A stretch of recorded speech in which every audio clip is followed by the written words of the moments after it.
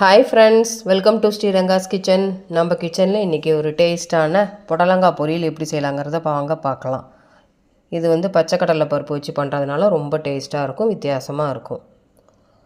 ஒரு கனமான கடாயில் 3 டேபிள் ஸ்பூன் எண்ணெய் விட்டுட்டேன்.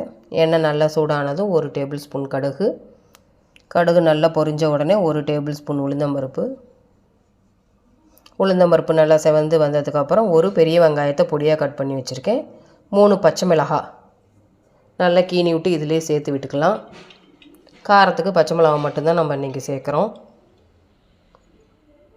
நல்லா வதக்கி விட்டுறலாம். வெங்காயம் நல்லா வதங்கி வந்ததுக்கப்புறம் நான் 3 டேபிள் ஸ்பூன் பச்சை கடலை பருப்பை 1 மணி நேரம் நல்லா ஊற வச்சு எடுத்திருக்கேன். ஊற வைக்க உங்களுக்கு டைம் இல்லைன்னா கொஞ்சம் பாதி வேக்காடு வெந்ததுக்கப்புறம் இதில் சேர்த்து விட்டுக்கலாம். ஊற வச்சுட்டு இதில் சேர்த்துக்கலாம். புடலங்காயை இதிலே சேர்த்து விட்டு புடலங்காய்க்கு தேவையான அளவு உப்பு சேர்த்து விட்டு ஒரு தடவை நல்லா கலந்து விட்டுக்கலாம். புடலங்காய்க்கு ரொம்ப உப்பு தேவைப்படாது. புடலங்காயில் நிறைய கால்சியம் சத்து இருக்குது. நம்ம லேடிஸ்லாம் 40 இயர்ஸ்க்கு அப்புறம் அடிக்கடி இது உணவில் சேர்த்து விட்டுக்கலாம்.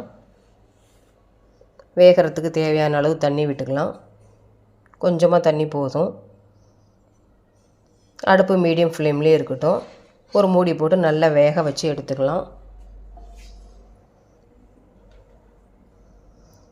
புடலங்காய் பொரியல் நல்லா வெந்து வந்துருச்சு. உங்களுக்கு தேவையாக இருந்தால் இது பாசிப்பருப்பை கூட நல்லா ஊற வச்சுட்டு கூட இதில் சேர்த்து விட்டுக்கலாம். அடுப்பை நல்லா ஆஃப் பண்ணிடுங்க. ஆஃப் பண்ணிட்டதுக்கப்புறம் 2 டேபிள் ஸ்பூன் தேங்காய் துருவல் போட்டு நல்லா ஒரு தடவை கலந்து விட்டுக்கலாம். கனமான கடாய்ங்கிறதுனால பொரியல் இதிலே இருக்கட்டும். அந்த கொஞ்சம் நீர் பதம் இருந்தால் நல்லா சுண்டி வந்துடும்.